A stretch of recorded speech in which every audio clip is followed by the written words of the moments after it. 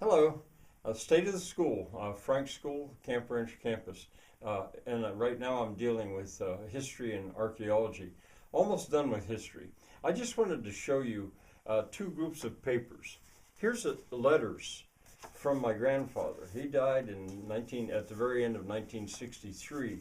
Now the one on top is my writing, but here we go. Those are letters. Every Sunday he would sit down and write to us, and just news. And I wish there were more about what was going on right here at the farm, but they're of interest. I also so much wish that I had had more time to have conversations with him about it. I mean, when he died, I was a high school senior.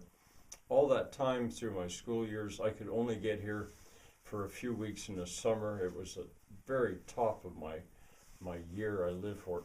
But anyway, there's that. And these are photocopies of documents from the Oppenheimers.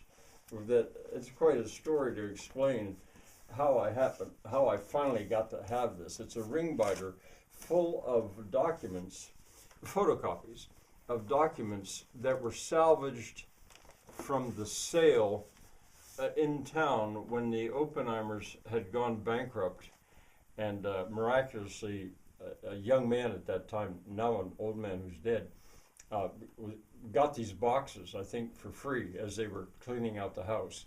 And there's more.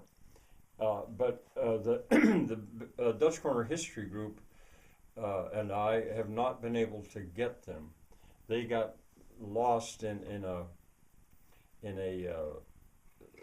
bunch of, what do you call it, hoarded material and stuff, and they're probably in there somewhere. And the originals are also should be available, but we can't get a hold of them. So those are of great interest. Now, turning to archaeology, one of the reasons I can be very brief with the archaeology here is because I did a playlist called Lost Village.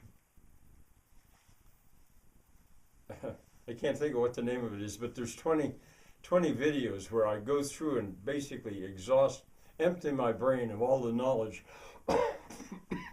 I know of the archaeology of this area. Uh, Forgotten village of Conemaugh. I think that's what I call it, because Conemaugh is the oldest name that we know for this land. Cat.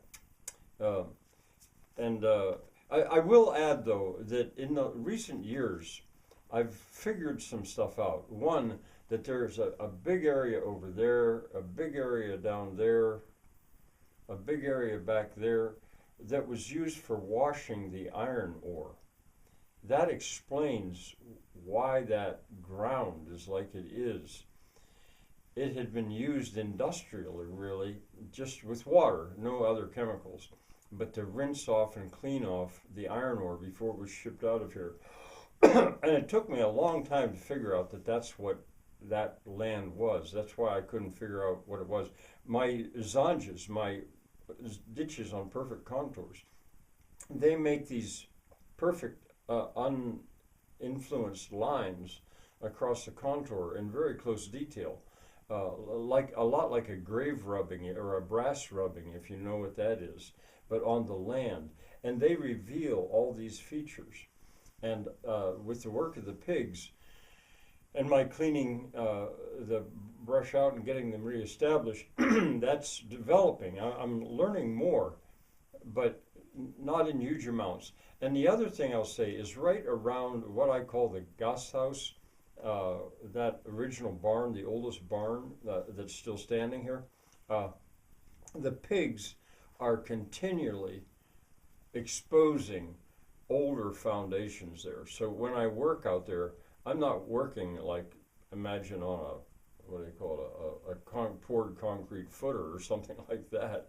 I'm working on top of old foundations and trying to disturb as little as possible. Now the loosest stones, the pigs roll around and I gather them up, and I'll have service for them up on top of the hill in the center of the gur, sandstone, so that it won't explode in the fire. And but that's ongoing, and some of that you'll just see in videos. I'm sorry. Some of that you'll just see in videos throughout the year as I film what I'm doing. Some of it is quite dramatic, and it'll probably continue to go on as long as I have pigs. Bye for now.